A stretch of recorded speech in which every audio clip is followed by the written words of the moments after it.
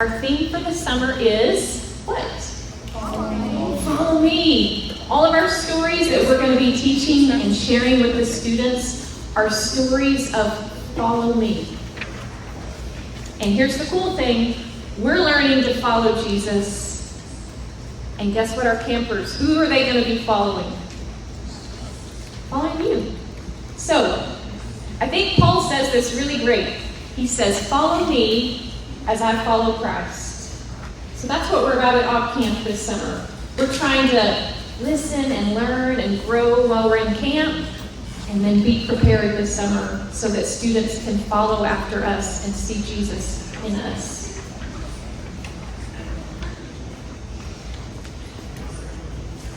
Does anyone remember the disciple we followed last week? Somebody? Matthew, all right? Matthew was a tax collector in a booth, and Jesus came and he called him by his name, and he said, hey, Matthew, what? Follow me. And Matthew did. And then they had a dinner party together. I love it in The Chosen. This isn't in the Bible, but he says, hey, no one wants to come to my dinner parties. I'm not invited. And he says, great, it's at your house. All right. Well, the disciple we're going to be following this week is one, his name is Thomas. What do you know about Thomas, the disciple that Jesus called from the Bible? Does anyone know anything about Thomas? Or just know he's one of the disciples? Whenever they didn't want to go, I guess, to Jerusalem, they thought they were going to get killed. Okay. All right, Brody's hit one of the stories we're going to do today. The most famous story in the Bible about Thomas is he's the one, after Jesus has died and been resurrected, he won't believe until what?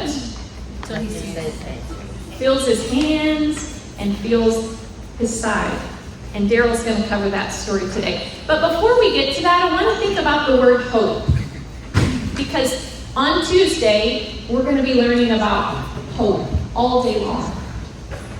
So how do you have hope when life isn't going so well? Because there's a character in The Chosen, and his name is Thomas too. He's the Thomas from the Bible.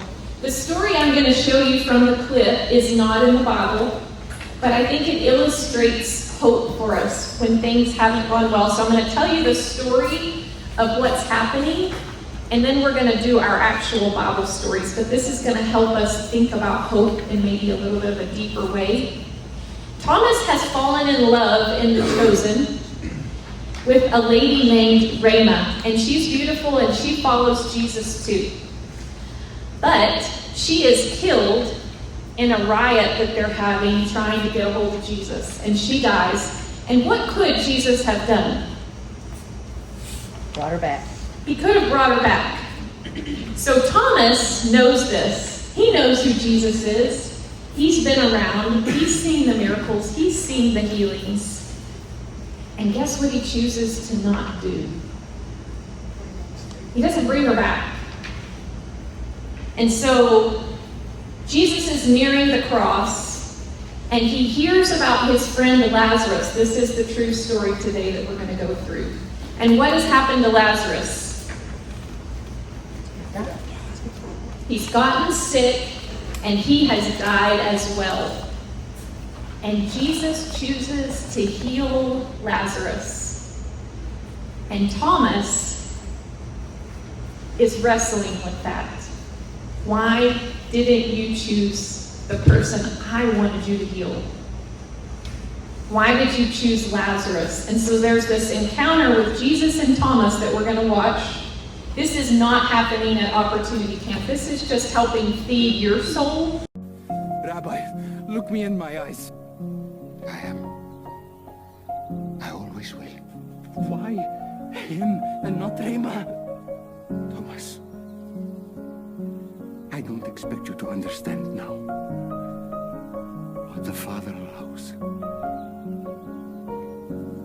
What I allow in order to bring about my Father's will in the faith and growth of his church. It can be crushing for you.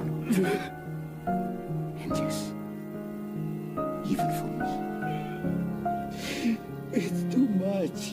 It's too much. I don't understand. I know. And that hurts my heart. But please, please stay with me, Thomas.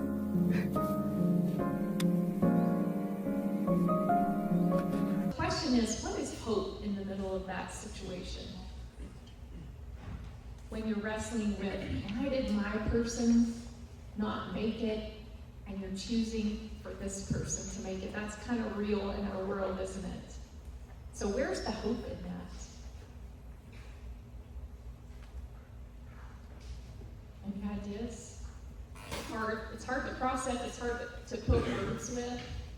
But that's what we want to think about, because hope is not when everything goes right in our world. It's just not. Life is going to be hard. So what you see in the trouble of today doesn't prevent you from not having courage. So you may ask, well, what's courage then? When y'all think of courage, what do you think of? Believing in yourself. Go ahead. Believing in yourself. Believing in yourself. Okay. I would say like stepping outside of what you're comfortable with. Stepping outside of what you're comfortable with. Being brave. So what's brave look like in this? In this situation that we just watched? I think it was brave of Thomas to admit how he was feeling.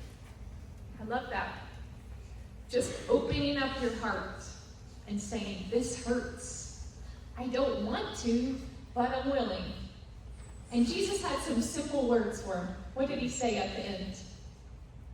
Just stay with me. That's it. That's what courage looks like. Just stay with me. Don't give up. When it's hard, when trouble comes, stay with me. That's hope. Can you teach your kid that? You think they're going through anything hard in their life? Likely. Can you teach them to stay with it? To stay when it's hard, to have hope?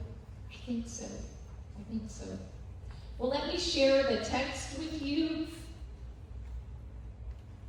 So today's an interesting day because day one, there's a little section on Thomas. We're going to do a small little story, and then Daryl's going to cover the afternoon session, which is the Thomas story you probably have heard of. So how do you see hope in the middle of both stories? Where do you see courage from Thomas in the middle of both stories? I love this one because it's not one we really know a whole lot about.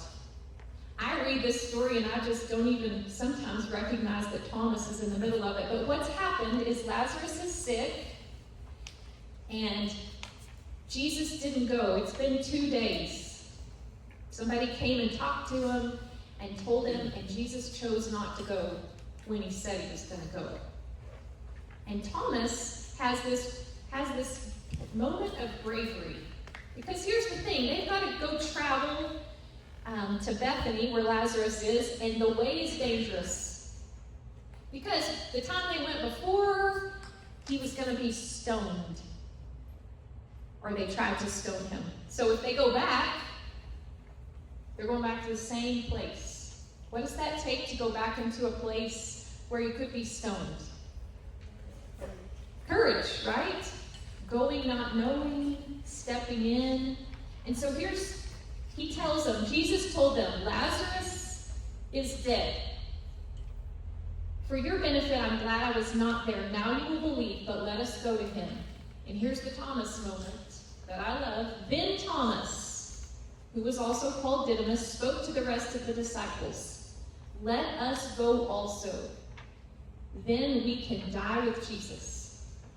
He was willing to do it. Thomas was willing to go. He had this little thing called hope. Who was he going with? Who was with him? It's an easy answer. Jesus was with him. Can you go anywhere with Jesus? You can. Because the outcome is if you go with him and you die with him, what's going to happen? You get to live with them. You're going to live with him in that?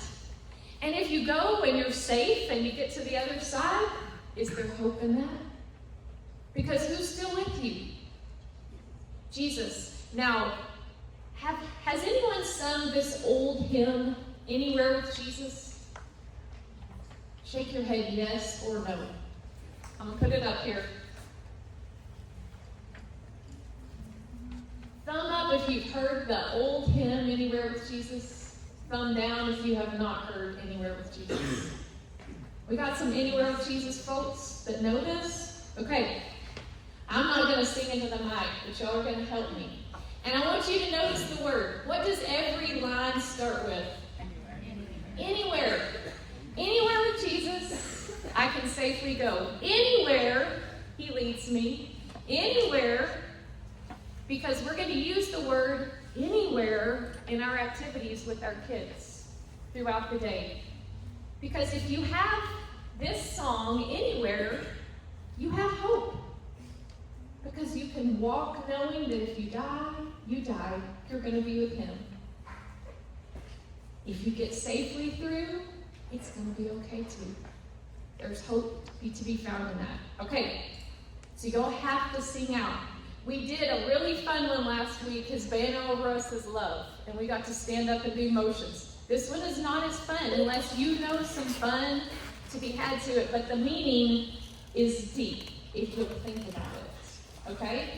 Anywhere with Jesus I can safely go. Anywhere he leads me in this world below. Anywhere without him dearest joys would fade. Anywhere with Jesus I am not afraid. Anywhere, fear I cannot know. Anywhere with Jesus I can safely go. So, in your lesson, this will be an activity you do in the morning. You're going to have to help your students identify some anywheres. A place that, maybe it's a little scary. Maybe going to school after being bullied isn't anywhere. Maybe I'm not doing so great in my classes and I have to make, I was talking with Brody last week. He had it down to the grade he had to make on his final to get the grade he wanted. And there was one test that was 1/3 of his grade, and he was a little undone one day when I called, right? He pulled it together and stayed in the library all day. But that's anywhere, I'm in the middle of testing season, and it makes me anxious, right? I'm going to college, anywhere. Look around the room. I just had to go live with another relative and I didn't want to have to move. Or I've moved to a new place. Those are anywhere. So you're going to help your kids think about those in the morning. And think about the song. Do you believe it? Anywhere with Jesus, I can safely go. All right. Here's the little takeaway that's on your lesson. We go into the unknown because we have hope. When we walk with Jesus. Thomas, in our story of the morning, was going into the unknown. Daryl's like, you're not in the camera. Did Thomas know what was going to happen when Lazarus had died? Going back to Bethany. He didn't know. He didn't know if he was going to get stoned or not stoned. But he knew he had hope because of who he walked with. Now, in the afternoon, Thomas is going to show back up in a different story. Jesus has died, and it's kind of scary. All the people that had put their hope in Jesus, they had walked with him for 3 to 4 years, learned from him, grown with him, and now he's dead. What a waste of time, right? That may be what they're thinking.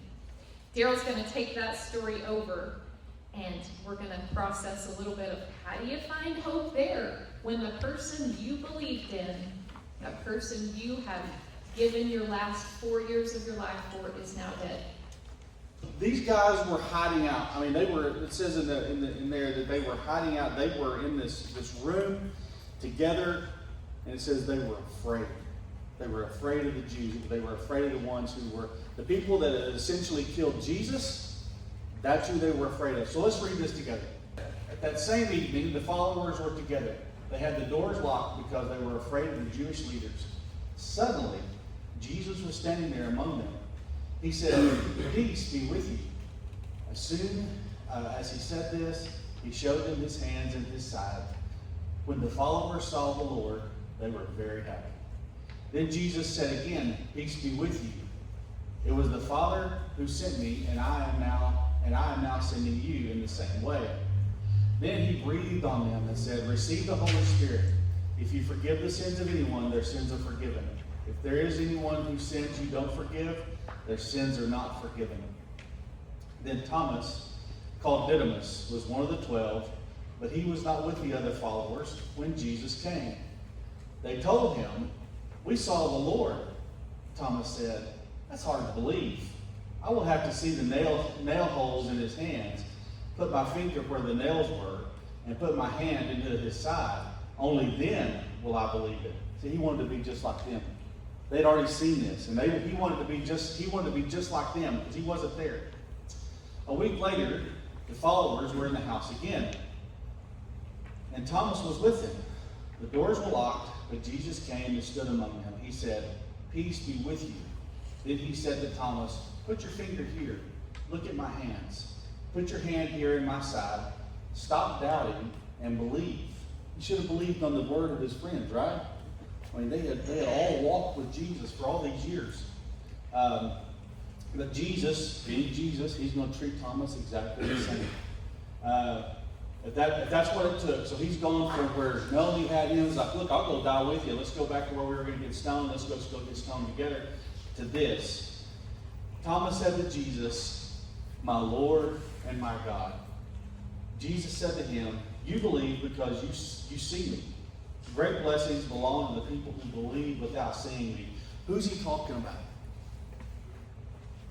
Who's he talking about? He's talking about us.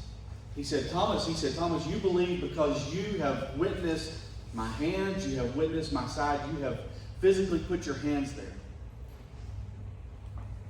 But we believe without seeing." And Melanie and I were talking a while ago. I'm going to read the last 2 verses of this section. It's not here. Because it's the whole premise of why John wrote his gospel. All right?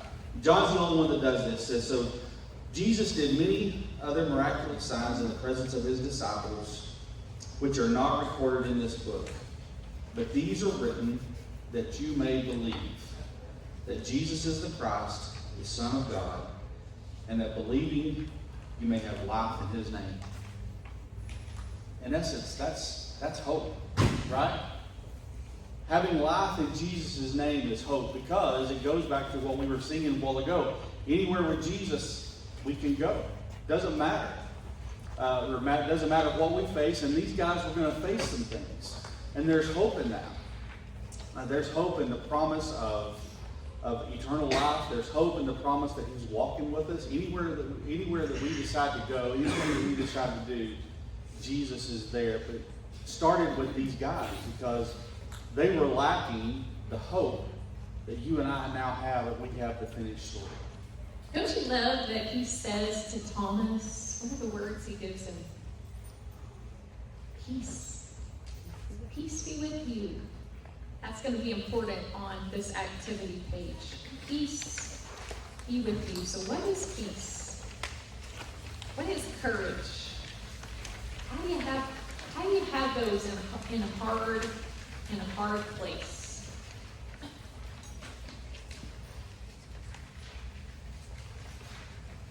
One of the activities you're going to notice in your lesson is you have a Forest Walk journal, and you also have a Forest Walk bag with supplies in it for you to use to teach. But one of the supplies that you'll have in it this year is a zipper. And you may think, what does a zipper have to do with anything about Thomas, right? Have you ever felt unzipped in your life? It's an analogy. Have you ever felt undone? Where Everything around you just seems to be out of control. You don't feel very whole. Maybe this is how Thomas and the disciples felt. Unzipped. Undone. How do you zip yourself back up? Or is that kind of the Spirit's work in our life? Is it supernatural to be zipped back up even when the circumstances around you are still going to be the circumstances? It's not like you can change what's going on around you, but you can change how you see and who lives in you. Those things are things that you can control with the Spirit living in you. So tell me about Thomas being unzipped in that story we just read. What's going on? How is he unzipped? How is he undone? Did you notice who didn't show up with the disciples? Who was the one missing? They were all in a room together, and who wasn't there? Thomas. Now, it could go two ways. Thomas could be the one that was unafraid, and he was out and not worried. Or he could have given up. I mean, Jesus is dead. What's the point? I'm going to get on with my life. I don't know the story, but I just know he wasn't present in the room. So, what do you do with that? He's undone. He's either given up and moved on, or he's put out with the disciples. Things are not going well. What helps him be whole again in the story that we just read? What helps him get zipped back up? Seeing Jesus? Absolutely. What does Jesus speak over him? If you go back to the story, what does Jesus speak over Thomas? Look in the middle of your picture right there. Peace. Peace be with you. Now, can you have peace when life is hard? Can? Is it a supernatural peace? The world would say, world peace, we're not fighting with one another, but that's not the peace that God gives us. It's a different kind of peace. Peace knowing that God's with you.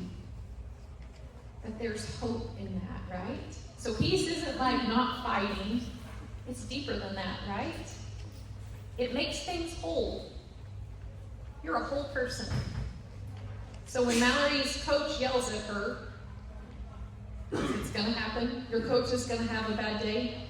And Mallory comes home to me and says, you know what, my coach yelled at me, but I'm not rattled by it. Here's what I think they're trying to tell me. That's being a whole person. It's not letting the circumstances of the yelling and screaming, but it's stepping back and saying, man, they could have had a bad day. I think they're trying to teach me this. That's being whole. Can y'all think of another example from school of being undone and still being able to be zipped up?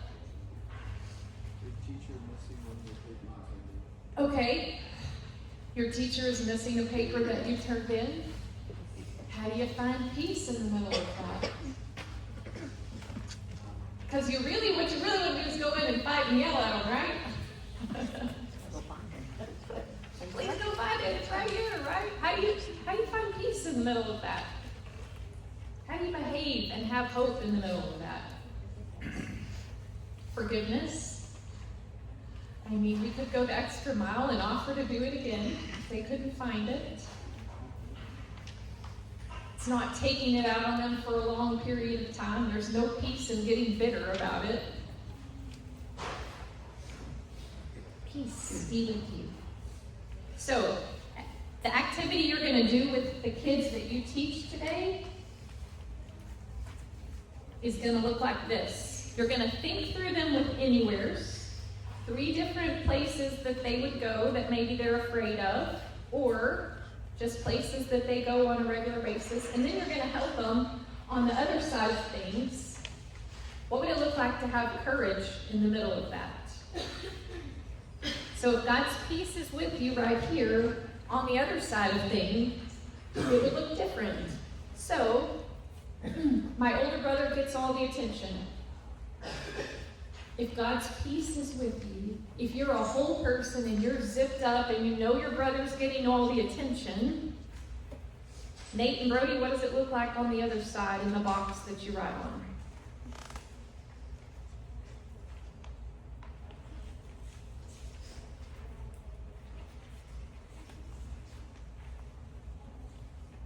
I gave an example up here, so if y'all are stuck, just so you know there are examples, so you can think through it. Go ahead, Nate.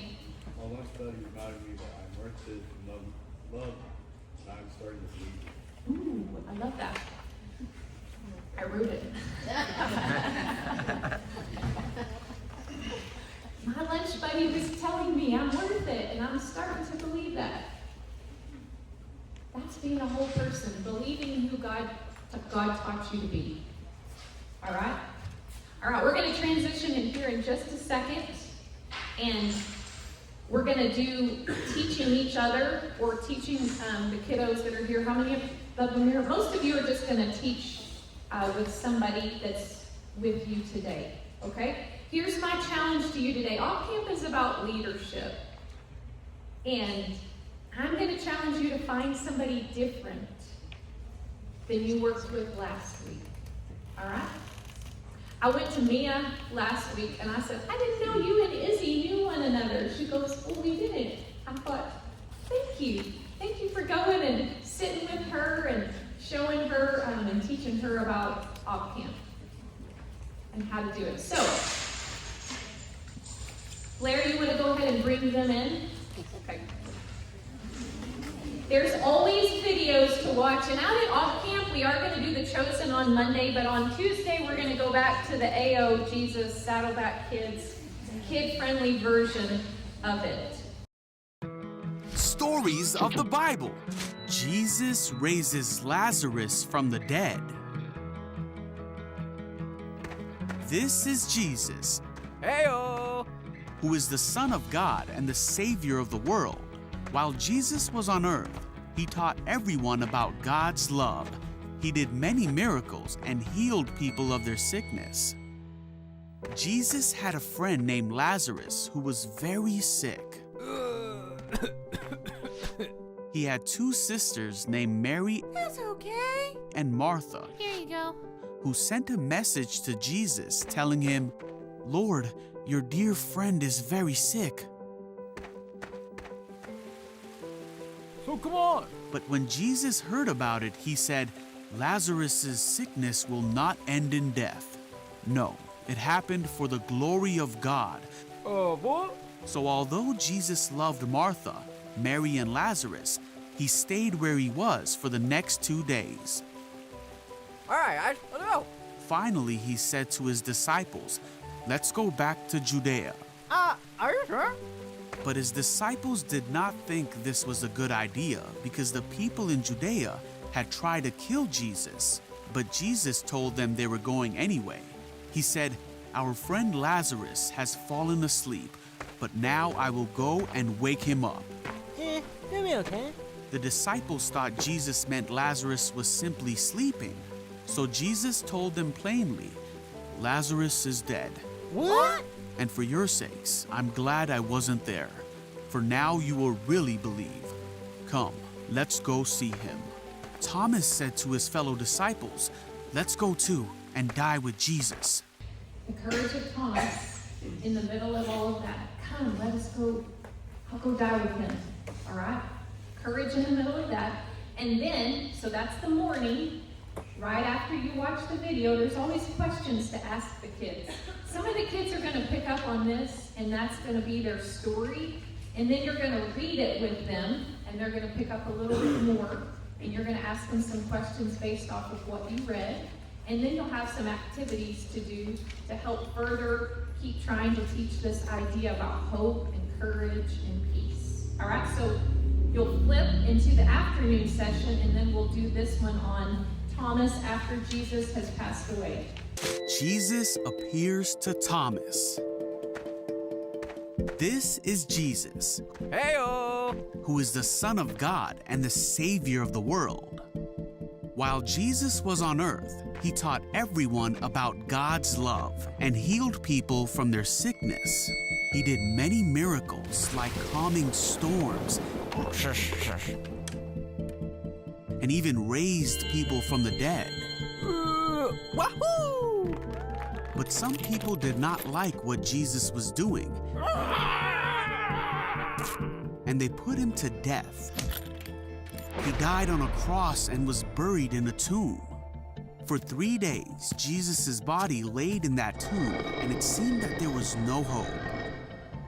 But very early on Sunday morning, the woman who cared for Jesus went to go visit his body, found that his tomb was empty and that he was no longer there. For he was risen. He was alive. Woohoo! What? Heyo! Rah! Jesus appeared to his disciples to show them that he was alive. One of the 12 disciples, Thomas, was not with the others when Jesus came. Hey, Thomas! Later, the disciples told Thomas, "We have seen the Lord." But Thomas said, "I won't believe it unless I see the nail wounds in his hands, put my fingers into them, and place my hand into the wound in his side."